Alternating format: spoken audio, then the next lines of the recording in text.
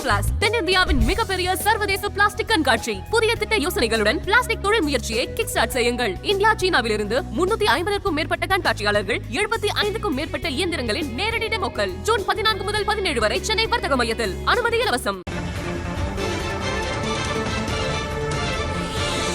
எதன் அடிப்படையில் பொது விநியோக திட்டத்துக்காக துவரமறுப்பு கொள்முதல் செய்யப்படுகிறது? இதுகுறித்து 2 வாரங்களில் விளக்கமளிக்க தமிழக அரசு சென்னை உயர்நீதிமன்றம் உத்தரவிட்டிருக்கிறது. பொது விநியோக திட்டத்தின் கீழ் குறைந்த விலை கொண்ட மசூர் பருப்பை கொள்முதல் செய்ய கோரி இந்த வழக்கு 2 வாரங்களுக்கு தள்ளி வைக்கப்பட்டிருக்கிறது. தமிழக மக்கள் மசூர் பருப்பை விட துவரம் பருப்பையே அதிகம் விரும்புவதாக தமிழக அரசு தெரிவித்த நிலையில் எதன் அடிப்படையில் பொது விநியோக திட்டத்துக்காக துவரம் பருப்பு கொள்முதல் செய்யப்படுகிறது என்று நீதிபதிகள் கேள்வி எழுப்பியிருக்கிறார்கள். கூடுதல் விவரங்களை வழங்குவதற்காக செய்தியாளர் சுப்பையா இணைந்திருக்கிறார். சுப்பையா, விவரம் என்ன? சக்தி, பார்த்தீங்கன்னா ரேஷன் கடைகளில் பொது விநியோக திட்டத்தின் கீழ் தமிழக அரசு அரிசி, பருப்பு, எண்ணெய் போன்றவற்றை வழங்கி வருகிறது. அதில் பருப்பை பொறுத்தவரை தோரம் பருப்பை தமிழக அரசு வழங்கி வந்த நிலையில் மசூர் பருப்பை ஏன் மசூர் பருப்பை வழங்கவில்லை என்று கூறி தனியார் நிறுவனம் ஒன்று சென்னை உயர்நீதிமன்றத்தில் வழக்கு தொடர்ந்திருந்தது. அதாவது தற்போது வழங்கப்பட்டு வரும் தோரம் பருப்பை விட மசூர் பருப்புடைய விலை, கொள்முதல் விலை குறைவாக இருப்பதாகவும் ஏன் வழங்கவில்லை என்ற ஒரு காரணத்தை கேட்டு சென்னை உயர்நீதிமன்றத்தில் வழக்கு தொடர்ந்திருந்தனர்.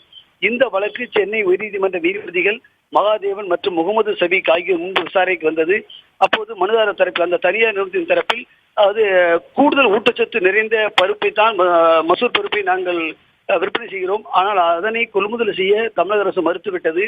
ஆனால் விலை குறைந்த பருப்பை, இந்த பருப்பை கொள்முதல் செய்யும் பொழுது தமிழக அரசுக்கு மாதம் 150 கோடி ரூபாய் வரை மிச்சமாகும் என்று வாதிடப்பட்டது.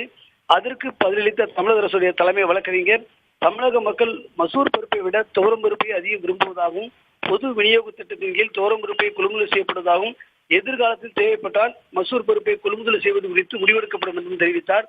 இதனை இருதரப்பு வாதங்களை கேட்ட நீதிபதிகள் இந்த வழக்கின் விசாரணையை ஜூலை மாதத்துக்கு தள்ளி வைப்பதாகவும், பொது விநியோக திட்டத்தின் கீழ் எந்த மாதிரி பருப்புகளை கொள்முதல் செய்கிறீர்கள், தோரம் பருப்பு ஏன் அதிகம் கொள்முதல் செய்வதற்கு காரணம் என்ன என்பது குறித்த பல்வேறு விளக்கங்களை விரிவான அறிக்கையாக தாக்கல் செய்யுமாறு தமிழக அரசுக்கு உத்தரவிட்டுள்ளனர். சக்தி,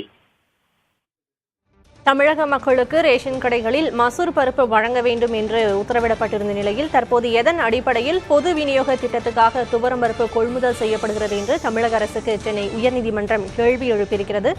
மேலும் இது தொடர்பாக விளக்கமளிக்க 2 வாரங்கள் கொடுத்து சென்னை உயர்நீதிமன்றம் தீர்ப்பினை வழங்கியிருக்கிறது. கூடுதல் விவரங்களுக்கு நன்றி சுப்பையா.